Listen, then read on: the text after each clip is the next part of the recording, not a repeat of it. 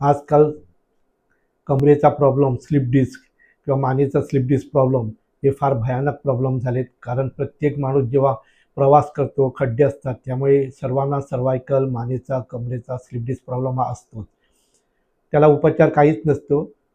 प्रत्येक लोक pain killers किंवा फिजिओथेरपी हे करत करत मग एवढ्या लेवलवर पोचतात की नंतर त्यांना सर्जरी करावी लागते. पण सर्जरीत गॅरंटी नसते, लोळेपणा येतो, त्याच्यामुळे लोक सर्जरी करायला जात नाही. पण आमच्याकडे एवढ्या लेवलच्या केसेस येतात, वर्षानुवर्ष केसेस स्लिप डिस्कनं हाल काढून मग आमच्याकडे येतात. तर त्यात एक तुम्हाला सांगायचं म्हणजे काल कोयलो म्हणून एक पेशंट होता. तो जपानमध्ये काम करायचा, यंग बॉय, अराउंड 25 ते 30 वर्षाचा असणार. त्याची व्हिडिओ तुम्हाला बघायला मिळेल आपल्या वेबसाईटवर. तर तो फार हाल काढत होता आणि एवढं त्यांनी डॉक्टर्स केले की त्याला जपानमधून अमेरिकेने सर्व UK सुद्धा सर्व उपचार झाले. पण शेवट तर तो एवढा परिस्थिती झाली की त्याला उचलून भारतामध्ये आणावं लागलं. त्याच्या घरी परत आला. तो आल्यानंतर त्याने भारतात मोठे मोठे डॉक्टर्स केले. सर्वांनी सांगितलं सर्जरी, पण कंडिशन एवढं वर्स होतं की गॅरंटी देऊ शकत नाही. मग त्यांचं कंडिशन एवढं वाईट झालं की तो बेडवर होता 12 वर्ष, बेड रिडन, आणि इथून तिथं जायला पाहिजे तो क्रावलिंग करून जात होता. अशा परिस्थितीत दिवस रात्र बेडवर रडत होता. त्याला कोणीतरी डॉक्टरने आमच्याकडे ॲडवाईस केलं, आमच्याकडे जाऊन ट्रीटमेंट बघ म्हणून.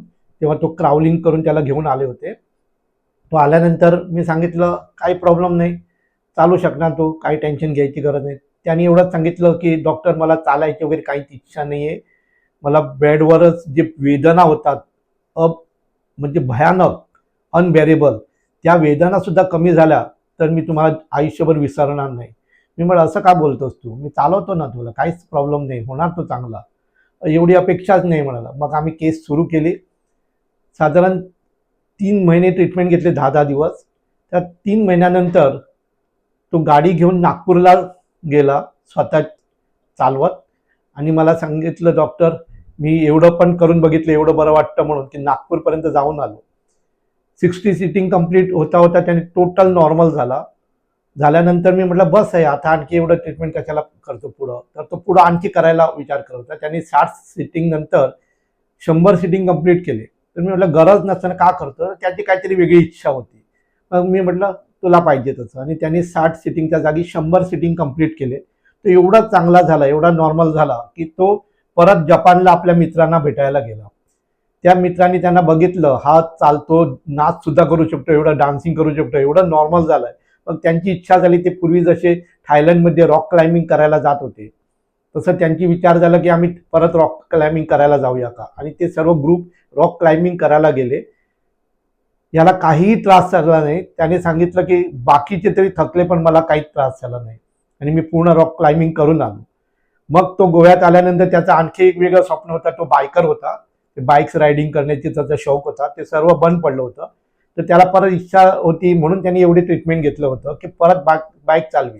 ज्याला कमरेचा प्रॉब्लेम आहे त्याला बाईक चालवणं हे कधीच शक्य असत नाही, आणि याचं तर पूर्ण बेड रिडन केस होती. पण त्याची इच्छा होती, त्यांनी बाईक रायडिंग सुरुवात केलं, आणि गोव्यातून तो काठमांडू 8,000 किलोमीटर बाईक राईड करून जाऊन परत आला विदाऊट एनी प्रॉब्लेम. आणि त्यांनी येऊन गोव्यामध्ये पेपरमध्ये पूर्ण राईटअप घातलं की थँक्स टू डॉक्टर प्रभू, माझं स्वप्न साकार झालं, माझी इच्छा पुरी झाली, मी आता परत bike riding without any problem करू शकतो. तेवढ्यातच थांबला नाही. त्याच्यानंतर त्यांनी त्याचा रेकॉर्ड म्हणजे 1,00,000 किलोमीटर रायडिंग ऑफ बाईकचा रेकॉर्ड त्यांनी ब्रेक केला. मग त्याचा प्रत्येक जागी सत्कार होऊ लागले, आणि प्रत्येक सत्कारच्या टाइमला त्यांनी एवढंच सांगितलं की याचं पूर्ण क्रेडिट डॉक्टर प्रभूला जातं. एवढ्या लेवलच्या केसेस आमच्याकडे नॉर्मल होतात, आणि तो आज नवीन जीवन पूर्ण जगतोय. ही आता केस साधारण 2010तली, आज साधारण 14 वर्ष झाली. तो नॉर्मल पेक्षा चांगला लाईफ जगतोय.